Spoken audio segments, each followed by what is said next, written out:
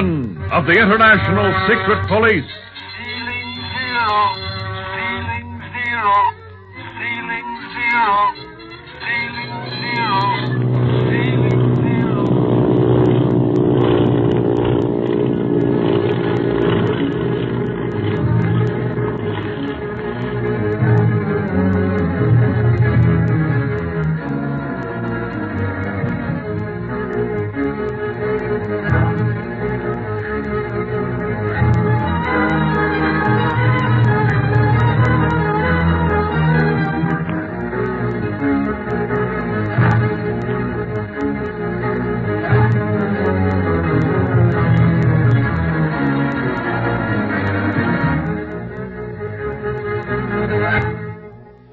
When the Octopus learns that the thought-recording helmet which he plans to use on Barney has mysteriously disappeared, he immediately suspects that Speed and Clint are secreted somewhere in his great castle overlooking the pass of the Iron Dagger.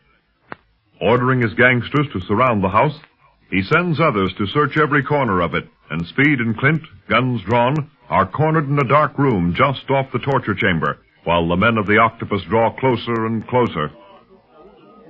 They must have first gone into the torture room, Clint. Yes, Speed.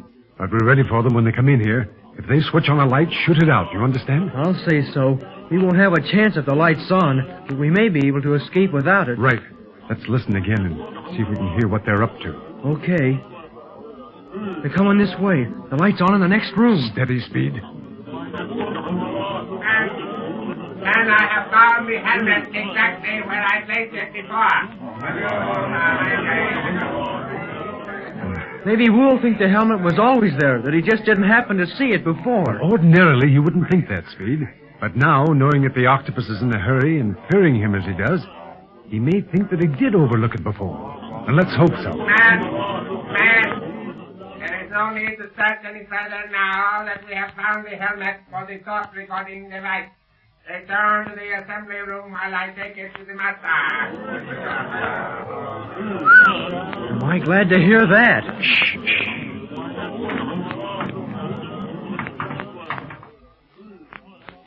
The house is still surrounded from the sound of it. Wonder if the Octopus will keep him out there. If he does, we'll never get out of here. Have patience, Speed. We're darn lucky as it is. I know that. What do we do now? Well, it's up to the Octopus to make the next move. If he recalls his men from outside the house, we'll get out of here as soon as possible and head back for Lhasa. It must be getting near sunset, and it'll take us time to get back to the city.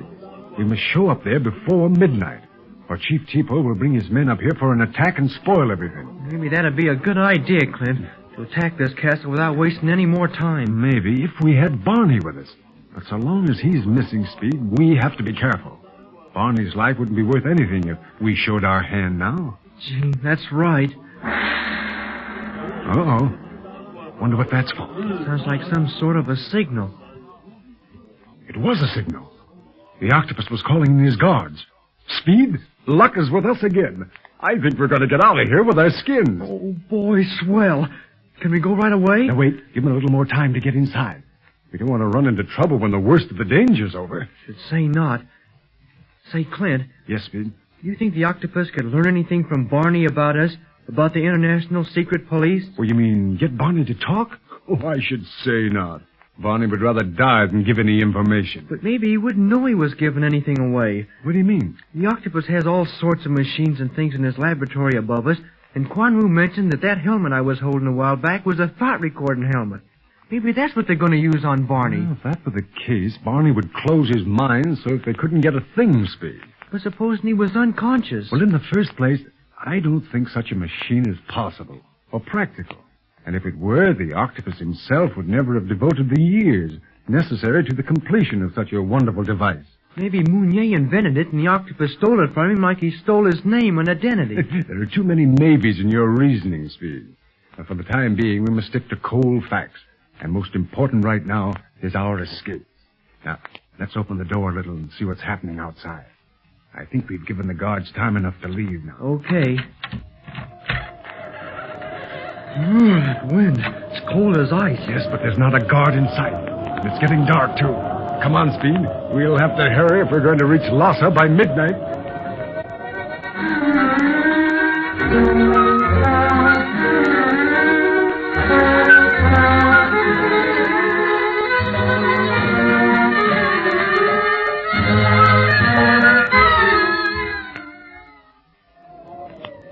Master, I found the helmet as soon as we entered the torture chamber. It must have been there all the time. In my haste, I must have overlooked it. Have mercy on me, your humble servant. Stop whining, Quan Wu. Your mistakes are unimportant to me just now. I must place the helmet on Dunlap's head so that his thoughts may be recorded as soon as possible. Yes, Master. Here is the helmet. Good. I place it over his head. So. Then, I attach the wires here. Dunlap is sleeping soundly now. Yes, I believe he is safe for another half hour, in spite of all the time we have lost in searching for this helmet. That time will be long enough to learn what we want to know. Now, the lever. I hope that the device accomplishes what you desire. It must. The police are getting too close to me for comfort. I must learn their code, their innermost secrets. Then I have nothing to fear from them. I can destroy them at will. Nothing more will stop me from becoming master of the world. But meanwhile, what of the slave route to India over the Himalayas? Ah, yes, the slave route. I must speak to the men soon over the loudspeaker. I want them to make night raids over the countryside, to steal men from their beds and bring them here, hiding them in the room below until they can be taken to India and the coast. It will be highly profitable. Are you going to fly them over the Himalayas? No, they will go by caravan. It will appear to be a trade caravan.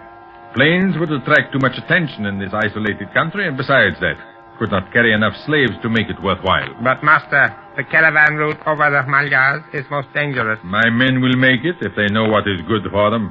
And what odds if a few do lose their lives? They are unimportant to me. I can soon recruit more workers. Is there not danger that they will someday rebel, even your most loyal workers? In China, things were different. There was danger, yes, but not so much as here. Here in Tibet, even nature is against us. Are you afraid, Quan Wu? I afraid? No, Master. I but seek to advise you. The octopus needs no advice. I know what I am doing, Quan Wu. And if it seems like madness to you, remember that is how I have come as far as I have, by daring to do things that other men fear to do. Yes, I know. And speaking of doing, what are you going to do with Dunlap when you have finished with him? I am not certain as to that. You mean you will not destroy him? I said I am not certain. You see, Quan Wu, I am still wondering as to whether or not the secret police gained admittance to this house without my knowledge. But the helmet was where I had placed it. So you have told me many, many times. But is it not possible that they were examining the helmet when you came down to the torture dungeon to search for it? Hearing you, they hid themselves until you were out of sight again, then replaced the helmet and made their escape. But, Master, the house was surrounded and your men searched the lower rooms. I myself led them. Yes, but you called off the search once you found the helmet. I thought that was the important thing, the finding of it. It was far more important to find the secret police. However, since we cannot be sure that they were in my castle, let us only concern ourselves with the experiment at hand. Yes. I wonder what thoughts are being recorded on the film. We shall find out in half an hour. Meanwhile, be still. I must concentrate on what is to be my next move concerning the International Secret Police. Master, I have been watching the clock. Dunlap has been in the thought recording machine for half an hour. So? Then I shall bring our experiment to an end. Look, Dunlap is moving slightly. He seems to be talking again. The vapors of sleep are losing their power. He will soon recover consciousness again. Meanwhile, I shall remove the helmet, and we shall hear what he's talking about. I cannot understand what he is saying. No matter. The film will tell us more than his words could. He is awakening. I'm going to take this box of film into the dark room to develop it. If you hear any strange sound, call me at once. It should be easy to hear. The wind has died down. Yes, Master. Will the developing take long? Not with the special mixture I use. Question Dunlap when he awakens. You may learn something important. Question Dunlap. I would rather wrap my fingers around his neck and squeeze it until he could never answer nor ask another question again.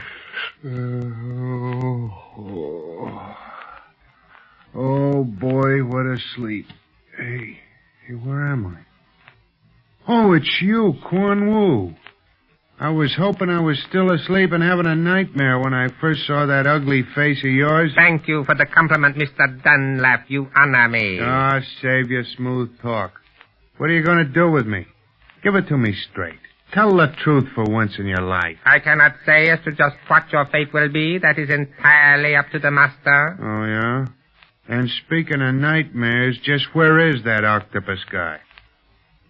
Oh, stubborn, huh?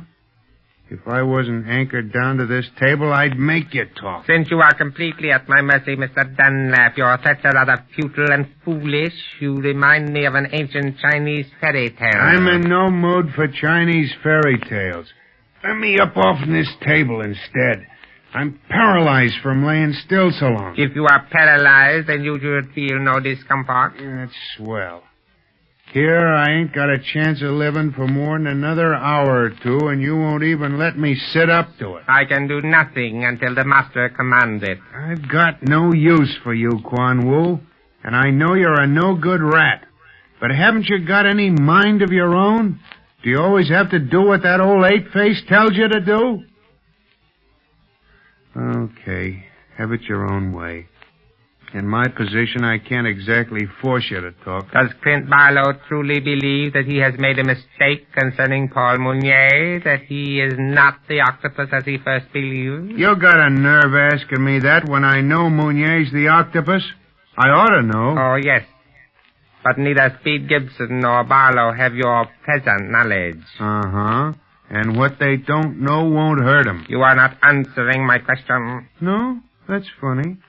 And here I thought all the time I was telling you everything I know. You jest, Mr. Dunlap. You're darn tootin' I jest, and why not?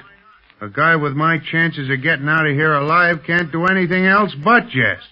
And just try to stop me. Wanu. The octopus. I've missed you. What is wrong, master? The film. The recording of Dunlap's mind. It shows nothing. It is perfectly blank.